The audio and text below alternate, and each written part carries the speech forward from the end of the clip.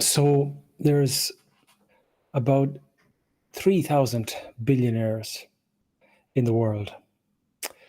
And basically, they all have a common goal, to put it simply, to become even richer, have even more ownership, and have even more influence. Now, they're a community, they're a network. They communicate and they collaborate in a variety of interesting ways, and through a variety of interesting institutions. But essentially, they act as a single force, seeking more of what they already have a lot of.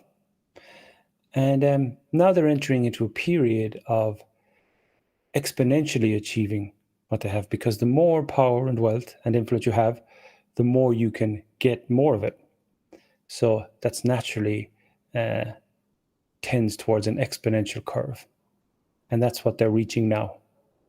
And that's a really dangerous situation. But there's many things that can be said about this. But there's one thing I'd like to point out, that all of these people, few people, considering the entire population of the world, it's a very few people that have that kind of power and influence over everything.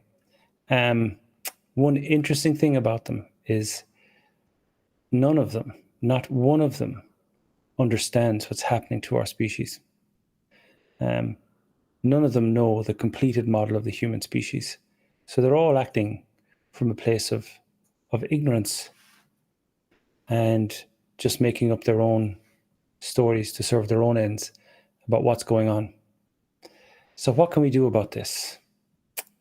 Well, I suggest maybe we send them a copy of this little book that enlightens the world and finally explains the completed model of the human species. Or if you don't know any of them personally and don't have the opportunity to send them this book, I suggest you grab a copy for yourself so that you know what the completed model is and how empowering and how wonderful a thing it is to know what's really going on with the human species